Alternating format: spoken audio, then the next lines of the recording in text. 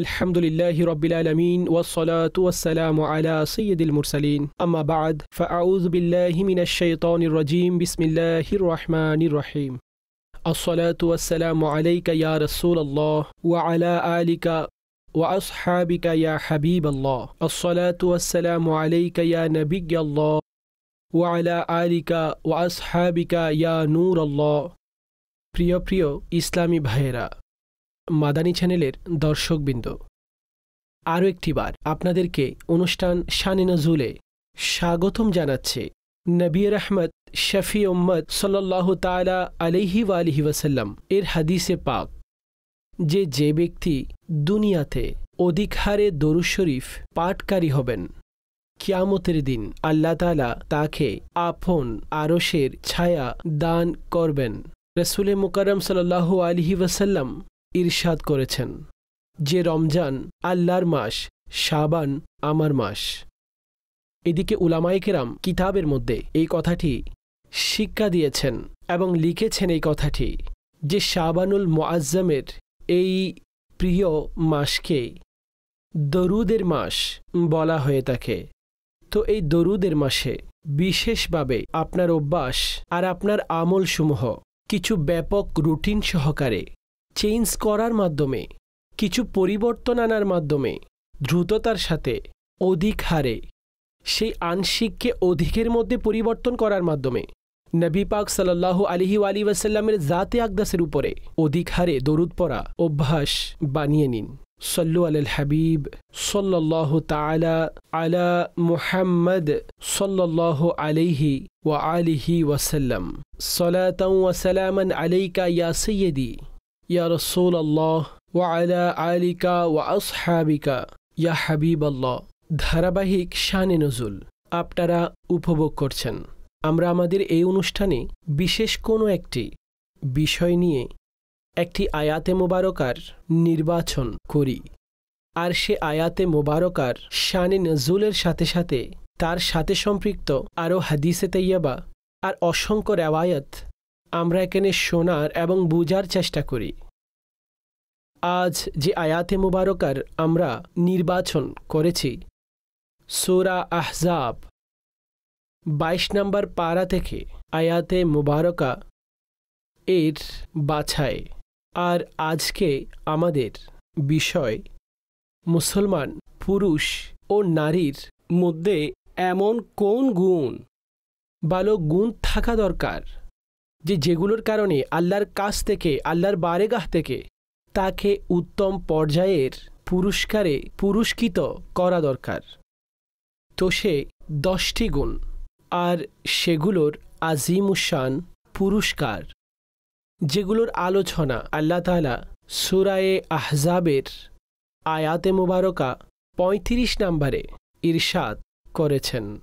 যেমনিভাবে এই আয়াতে মুবারকা এটার শানে নুজুল এর ব্যাপারে এসেছে যে নবী রহমত সাল্লাল্লাহু আলাইহি ওয়াসাল্লাম ওনার নিকট হযরতে সাইয়্যিদাতুনা আসমা বিনতে উমাইস রাদিয়াল্লাহু তাআলা আনহা যখন আপন স্বামী হযরতে জাফর বিন আবি তালিব রাদিয়াল্লাহু তাআলা আনহুর সাথে হাবশা থেকে পুনরায় আসলো, তো আজওয়াজে মুতাহহারা থেকে ওনারা একসাথে জানতে চাইল, জিজ্ঞেস করল যে মহিলাদের ব্যাপারেও কি কোনো আহকামাত, কোনো আয়াত নাজিল হয়েছে?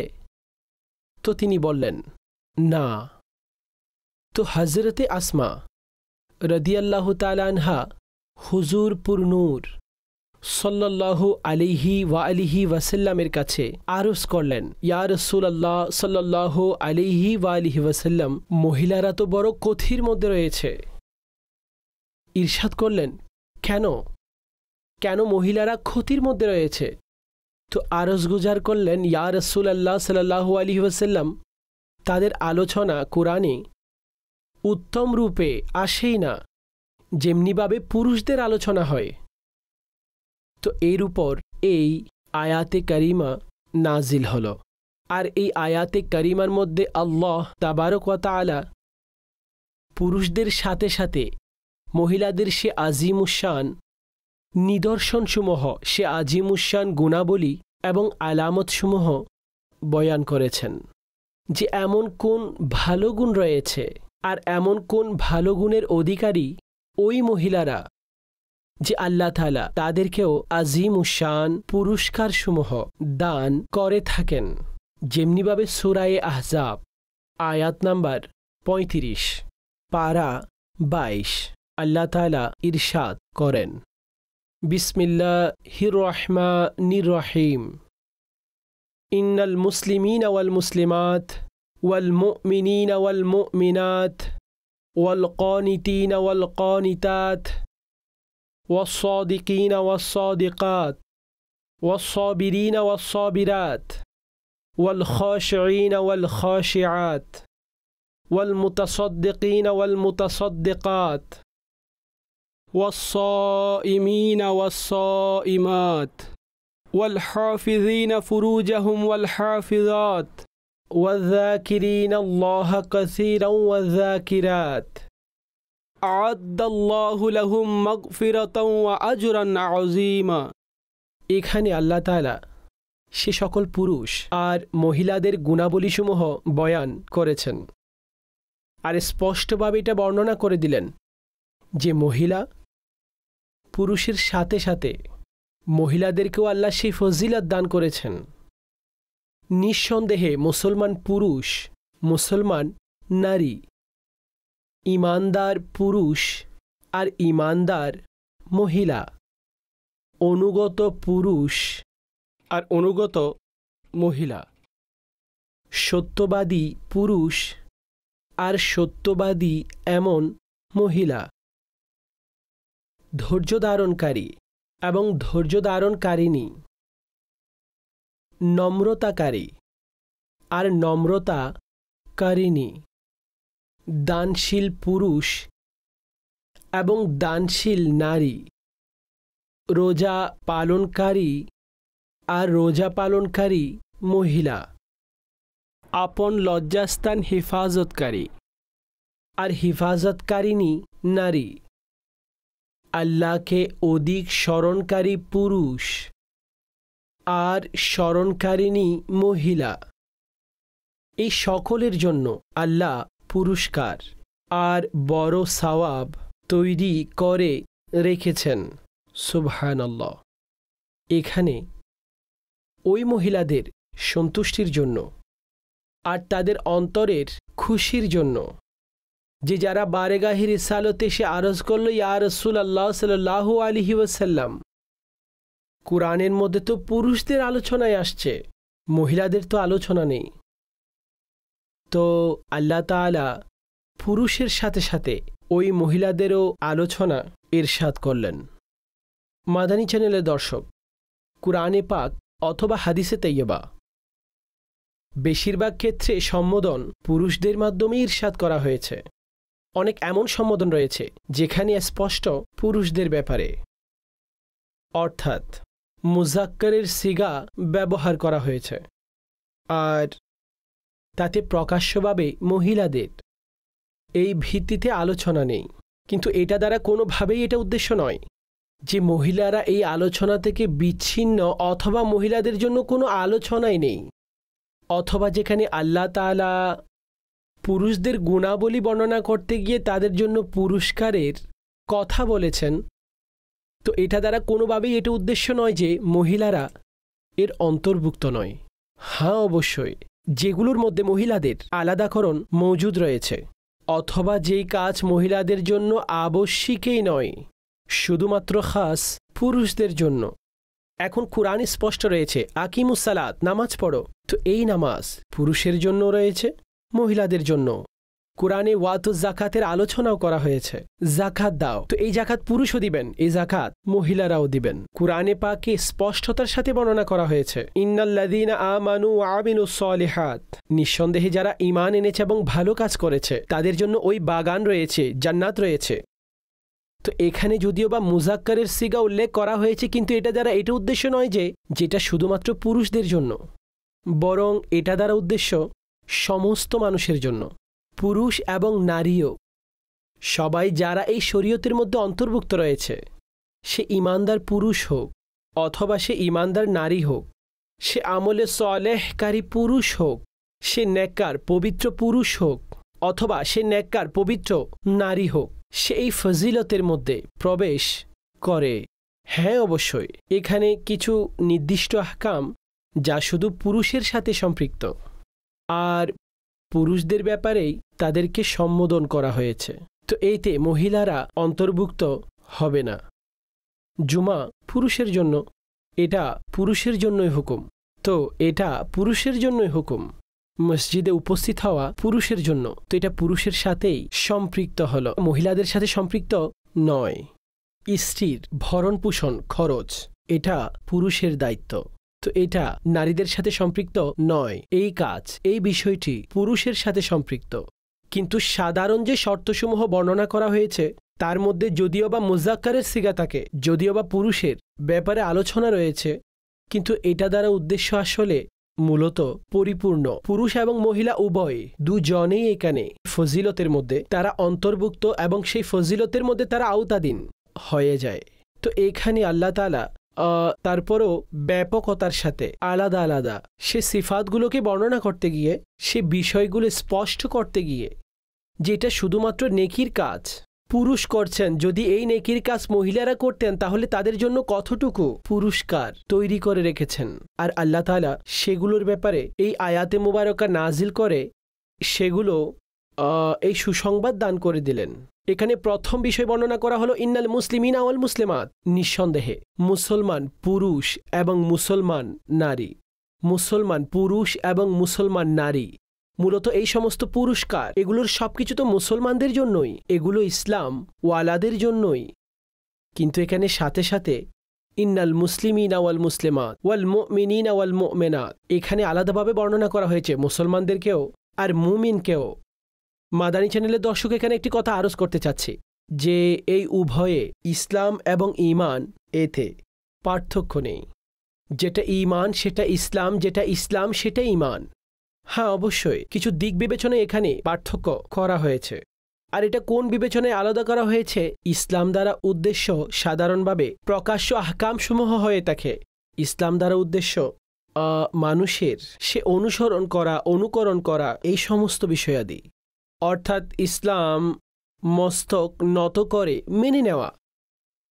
তিনি সে বিষয়গুলো মেনে নিলেন, তসলিম করে নিলেন। তো এটা হলো মুসলমান, এটা হলো মুসলিম। আর মুমিন, ঈমান, এটার সম্পর্ক কলবের সাথে, এটার সম্পর্ক অন্তরের বিষয়াদির সাথে, অর্থাৎ সমস্ত ধরনের বিষয় যা ঈমানের চাহিদা মোতাবেক আন্তরিকতার সাথে অন্তর দেখে সেগুলো সমর্থন করা, সেগুলো তসলিম করে নেওয়া, এটাকে বলা হয়ে থাকে ঈমান।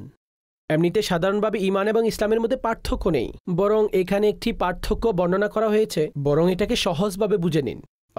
এভাবেও বলা যেতে পারে যে ঈমান, এটা বলা হয় যে ঈমান আল্লাহ এবং তার রাসূলকে মানা, এটা ঈমান। আর ইসলাম কাকে বলে? আল্লাহ এবং তার রাসূলের দেওয়া বিষয়গুলোকে মানা, এটাকে ইসলাম বলে। অর্থাৎ ইসলাম, ব্যক্তি ইসলামকে তার নিজের মধ্যে সম্পৃক্ত করলো, সে ইসলামের পথে চলা শুরু করলো। এই জন্য বলা হয়েছে ইয়া আইয়ুহাল্লাযীনা আমানু উদখুলু ফিস-সিলমি কাফা, হে ঈমানদারগণ ইসলামের মধ্যে পরিপূর্ণ প্রবেশ করো।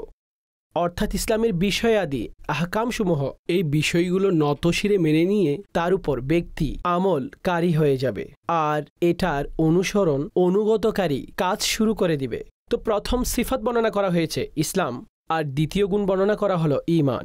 অর্থাৎ ওই পুরুষ এবং ওই নারী যারা কলমা পরে ইসলামের মধ্যে প্রবেশ করলো আর তারা আল্লাহর আহকামসমূহের অনুসরণ করলো আর সে আহকামসমূহের সামনে নিজে নিজেকে নতশিরে সঁপে দিল।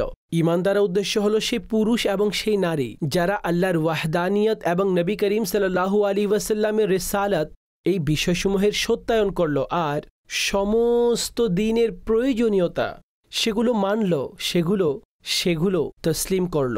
এটা ঈমান এর এক ধরনের পরিচিতি বর্ণনা করা হয়েছে। অনুরূপভাবে ওই মহিলা, ওই পুরুষ যে ইসলামের এই উপস্থাপিত সংজ্ঞা এবং শরীয়তের উপর অটল রয়েছেন, তো এটা প্রথম এবং দ্বিতীয় গুণ।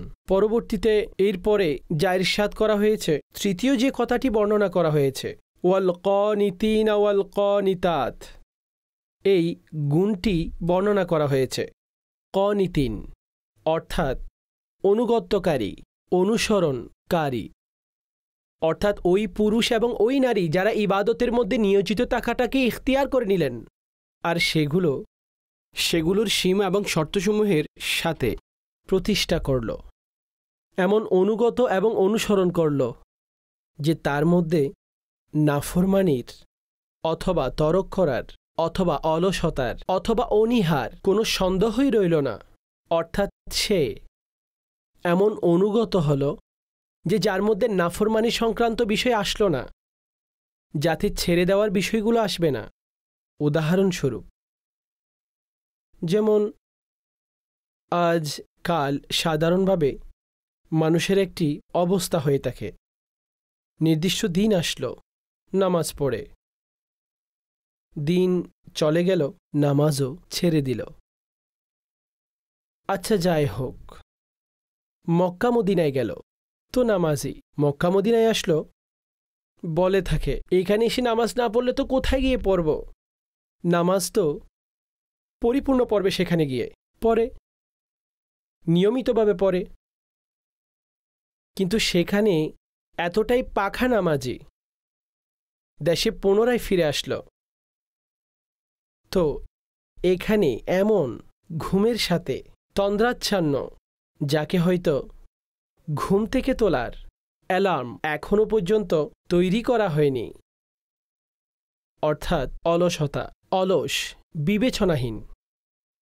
তো অনুগত্যকারী যাকে বলা হয় কানিতিন, কুরআনে যে সিফত বর্ণনা করা হয়েছে কানিতিন এবং কানিতাত, অনুগত্যকারী পুরুষ এবং অনুগত্যকারিণী মহিলা, এমন নিবেদিত প্রাণ পুরুষ হবে এবং এমন নিবেদিত প্রাণ মহিলা হবে যে যাদের ভেতরে ছেড়ে দেওয়ার চিন্তা থাকবে না, নিজের মর্জি মতো চলবে না, সে নিজের ইচ্ছেকে আল্লাহ এবং তার রাসূল সাল্লাল্লাহু আলাইহি ওয়াসাল্লামের সন্তুষ্টির সামনে আপন ইচ্ছেকে সে কুরবান করে দিবে। সে নিজের ইচ্ছেগুলো মাঝখানে নিয়ে আসবে না, ইবাদতের বিষয় হোক অথবা অন্য কিছু, সে সবার আগে আল্লাহ এবং রাসূলে মুকাররম সাল্লাল্লাহু আলাইহি ওয়াসাল্লাম ওনাদের সন্তুষ্টির কাজকে প্রাধান্য দেয়। তখনই এগুণ মানুষের অর্জিত হয়। কানিতিন ওয়াল কানিতাত, অনেক বড় এই অবস্থান ভেলায়তের জন্য। আসলেই যে এই অবস্থানে পৌঁছে আল্লাহ তাবারক ওয়া তাআলার ইবাদত করে, আল্লাহ তাআলা সবাইকে এটা নসিব করুন। আর এই গুণ একজন মুসলমানের থাকা উচিত যে ইবাদতের সম্পর্ক মানুষের ইচ্ছার সাথে সম্পৃক্ত নয়, ইবাদতের সম্পর্ক মানুষের আপন সুবিধা অনুযায়ী নয়, যে আমার আজকে ইচ্ছে হচ্ছে তো আমি ইবাদত করব, আমার কালকে অন্য কিছু ইচ্ছে হলে তো আমি ছেড়ে দিব, পেছনে ফিরে যাব। এই বিষয়গুলোর সাথে ইবাদতের সম্পর্ক নেই, বরং এটার সম্পর্ক কার সাথে? সেটা আল্লাহর সন্তুষ্টি, আল্লাহর মর্জি অনুযায়ী। তো এই জন্য আমাদের অবশ্যই এই অনুমানের সাথে এ বিষয়ে চিন্তা করা দরকার, এর প্রতি দৃষ্টি দেওয়া অবশ্যই জরুরি। বলা হয় যে, এবং বলা হয়ে থাকে যে যখন মসজিদ সমূহ ছিল কাছা, তো নামাজিরা ছিল পাখা, আর যখন মসজিদ হয়ে গেল পাখা, তো নামাজি হয়ে গেল কাছা। এখন মসজিদ অপেক্ষমান, আলিশান হয়ে গেল। আর আজিমুশান মসজিদ বানানোর ক্ষেত্রে মুসলমানেরা কোনো ধরনের কমতি রাখেনি, মসজিদ অনেক সুন্দর করে বানালো, ভালো কথা, ভালো আমল, এটা নিয়ে সমালোচনা করা হবে না, সমালোচনা করা হবে না, না এটার উপর নিরুৎসাহিত করা হবে যে এই আমলটি ঠিক নয়, কিন্তু যে বিষয়টিতে অবহেলা রয়েছে সে আমলটিকে গতিশীল করা হোক, সে আমলকে ভালো করার চেষ্টা করা হোক। আল্লাহ তাআলা আমল করার তৌফিক দান করুন। সামনে চতুর্থ গুণটি বর্ণনা করা হয়েছে, ওয়াস-সাদিকিনা ওয়াস-সাদিকাত, সত্যবাদী পুরুষ এবং সত্যবাদী মহিলা। এই সত্যবাদী পুরুষ এবং সত্যবাদী মহিলা, এটা কতই না উত্তম গুণ, সদেক হওয়া, সত্যবাদিতা। যে মানুষ সত্য বলতে থাকে, সত্য বলতে থাকে, এমনকি আল্লাহ তাআলার পক্ষ থেকে ওনাকে সিদ্দিক বলে লিপিবদ্ধ করা হয়। আর যে ব্যক্তি মিথ্যে কথা বলে তাকে কাযাব লিখে দেওয়া হয়। যখন কোনো ব্যক্তি মিথ্যা কথা বলে ফেরেশতারা তার থেকে দূরে সরে যায়, ফেরেশতারা তার সে দুর্গন্ধ থেকে দূরে সরে যায়, যা মিথ্যার কারণে সে ব্যক্তি থেকে নির্গত হয়, সে ব্যক্তি থেকে বের হয়। তো সেই জন্য মানুষের সত্যের সাথেই সবসময় থাকা উচিত আর সত্যের দামান ধরে রাখা উচিত। এটা চতুর্থ গুণ, যে ব্যক্তি তার কথায়, ব্যক্তি তার নিয়তে, ব্যক্তি তার কাজে সৎ হবে, যাকে বলা হবে যে সে সত্যিকার অর্থেই সত্যবাদী, সে সত্যিকারের সৎ ব্যক্তি।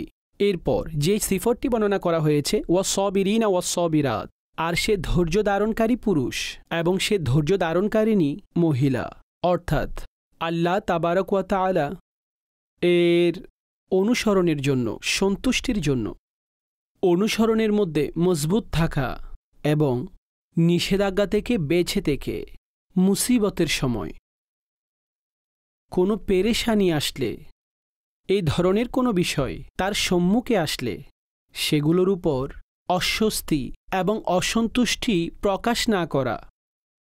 এটা মনে রাখবেন। সবর কাকে বলে? ধৈর্য।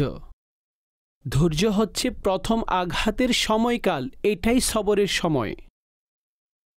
হ্যাঁ, স্পষ্ট হাদিস এটাকে বর্ণনা করা হয়েছে যে ধৈর্য সেটা প্রথম আঘাত, অর্থাৎ যখন প্রথমবারের মতো আঘাত পৌঁছালো এখনই সবরের সময়।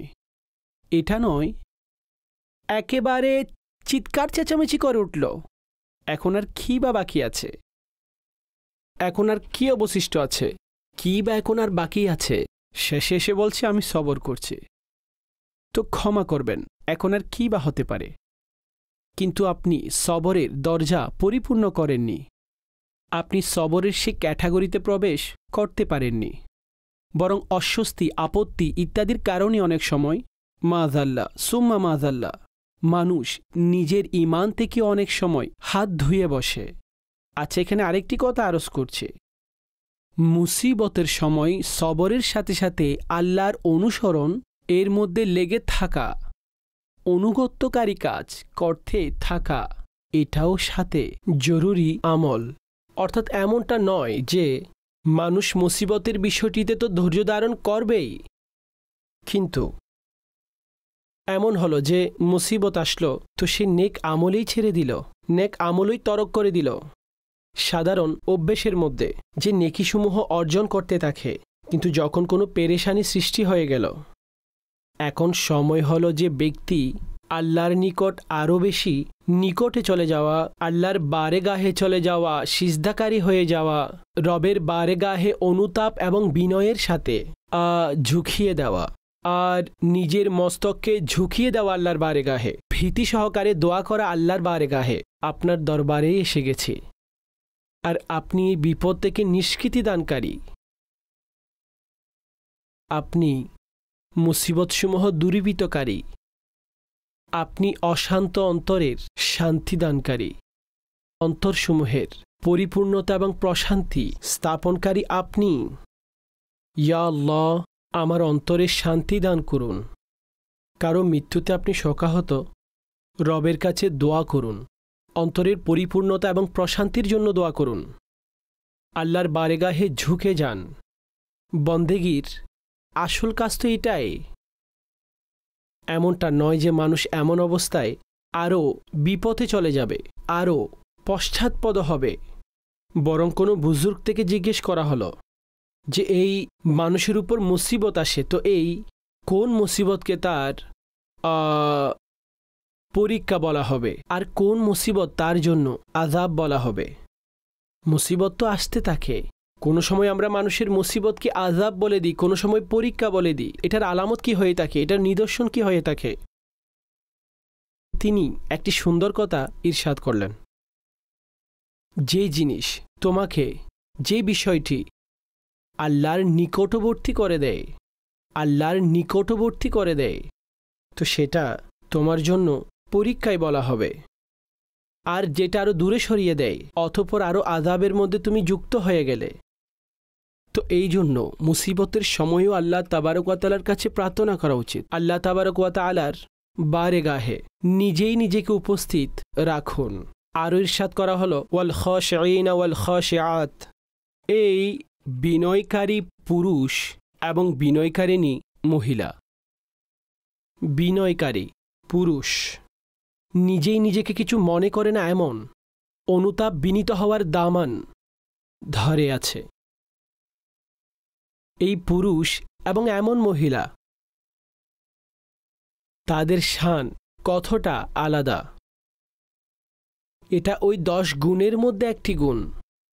এতগুলো কাজ করার পরেও নমনীয়তা, বিনয়ী, ভয় পেতে থাকা, আল্লাহর বান্দা বিনীত হয়ে থাকা।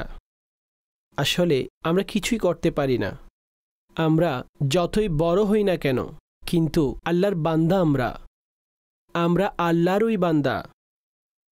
আর আল্লাহ যদি আজকে দুনিয়ায় কোনো ধরনের কোনো প্রতিষ্ঠা দান করল, সম্মান দিল, প্রভাব দিল, সম্পদ দান করল, এই ধরনের আরও অনেক কিছুই দান করে দিল, এতে আমার বা আপনার কোনো হাত নেই।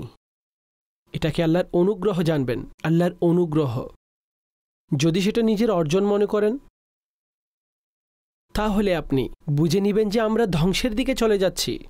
এটা নিজের অর্জন কখনোই জানবেন না, এটা আল্লাহর অনুগ্রহ।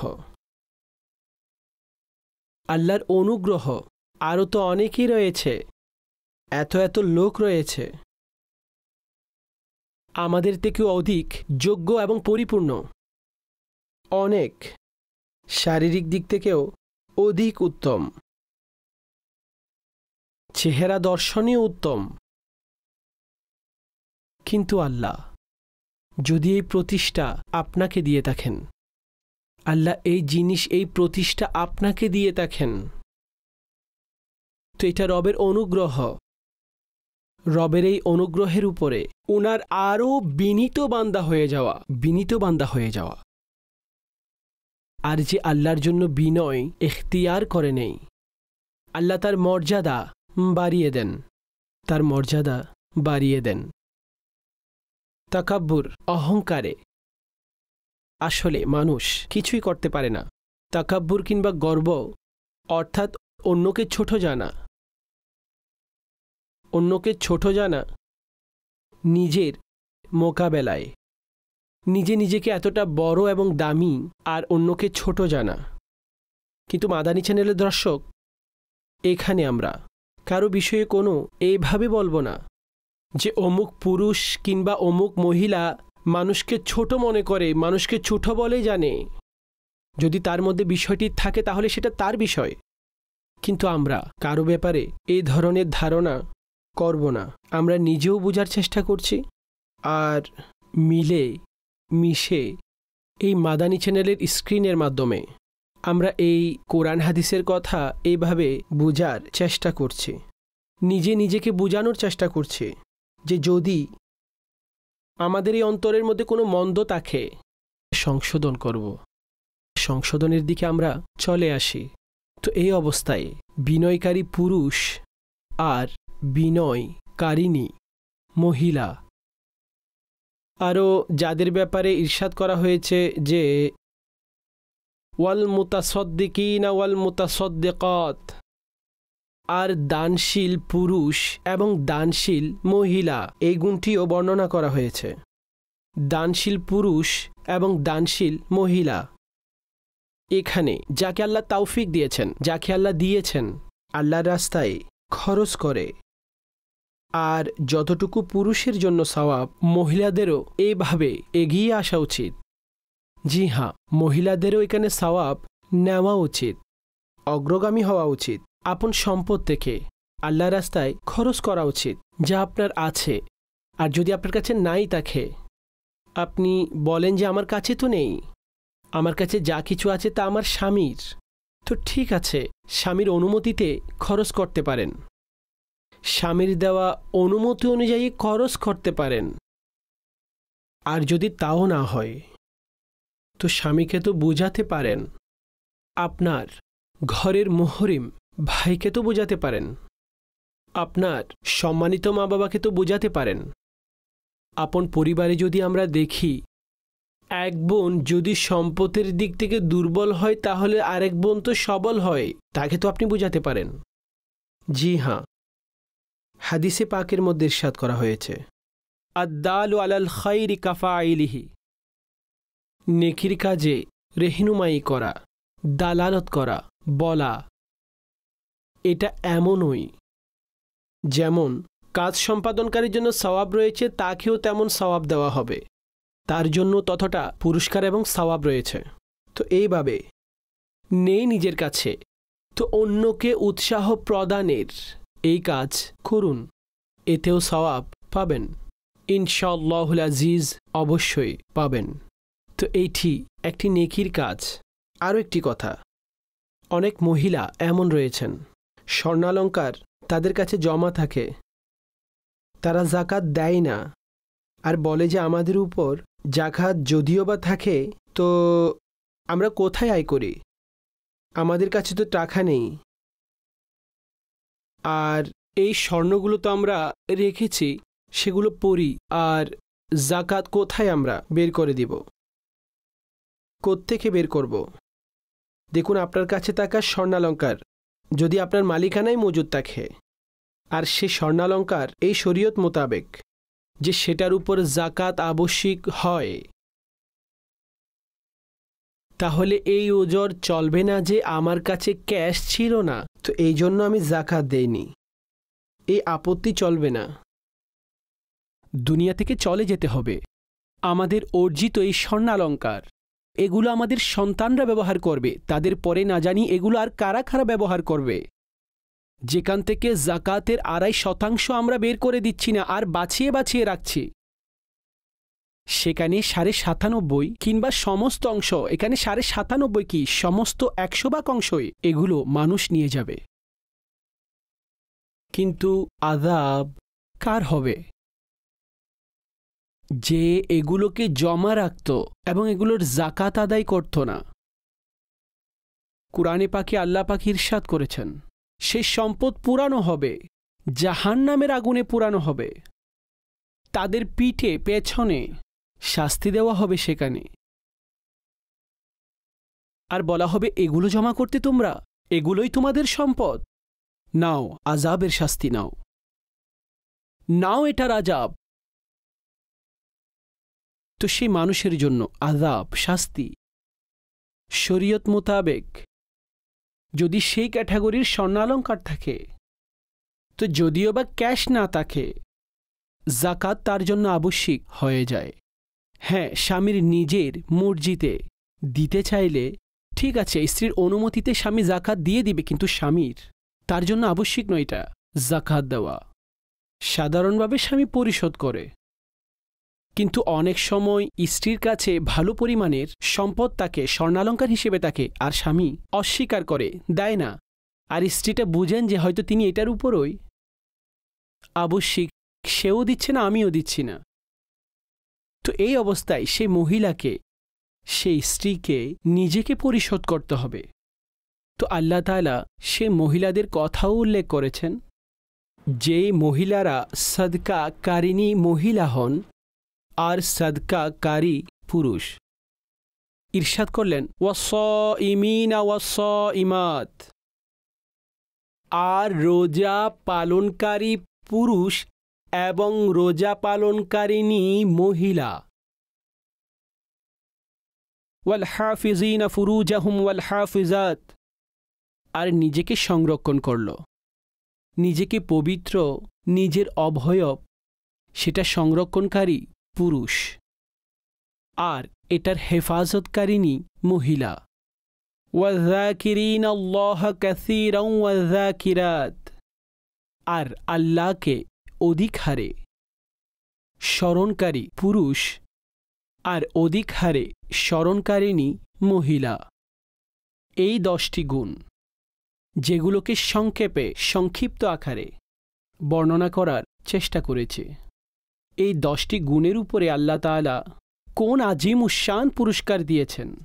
যদি এই 10টি গুণের উপরে কোনো মুসলমান পুরুষ কিংবা নারী আমল করে, মুসলমান পুরুষ এবং নারী, মুমিন পুরুষ এবং মহিলা, সৎ অনুগত্যকারী পুরুষ এবং মহিলা, সত্যবাদী পুরুষ এবং মহিলা, ধৈর্য ধারণকারী পুরুষ এবং মহিলা, আল্লাহকে ভয় করে এমন পুরুষ এবং মহিলা, সাদকাকারী পুরুষ এবং মহিলা, রোজা পালনকারী পুরুষ এবং মহিলা, নিজের পবিত্রতা সংরক্ষণকারী পুরুষ এবং মহিলা, আল্লাহকে অধিক হারে স্মরণকারী পুরুষ এবং মহিলা।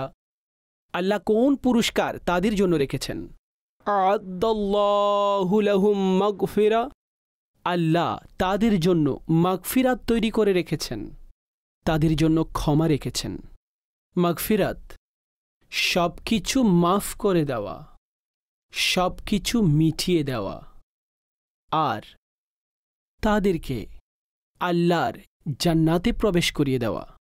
আ'আদ্দাল্লাহু লাহুম মাগফিরাতাও ওয়া আজরান আযীমা, তাদের মাগফিরাত আর অনেক বড় পুরস্কার আর সওয়াব আল্লাহ তাদের জন্য তৈরি করে রেখেছেন। মাদানী চ্যানেলের দর্শক, আজ আমরা সেই 10টি সুন্দর গুণের আলোচনা শুনেছি, যেগুলোর মধ্যে এই গুণগুলো যে ইখতিয়ার করবে আল্লাহ তাকে এই আজিমুশান পুরস্কার দান করবেন। চেষ্টা করুন যে এই 10টি গুণের উপর আমরা আমল করব, পুরুষ হোক কিংবা নারী। যদি এই 10টি গুণের উপর আমল করি তো ইনশাআল্লাহ অবশ্যই আল্লাহর রহমতে এই পুরস্কার হাসিল হবে। আল্লাহ তাআলা আমাকে, আপনাকে, সকলকে এগুলোর উপর আমল করার তৌফিক দান করুন। আল্লাহ তাআলা আমাদের সকলের হামি এবং নাসির হোক। আল্লাহ তাআলা আমাদের সকলকে সাহায্য করুন, আমাদের মুশকিলাত আসান করে দিন, আর কুরআন এবং হাদিসের শিক্ষার আলোকে আমাদের অন্তর আলোকিত পবিত্র করে দিন।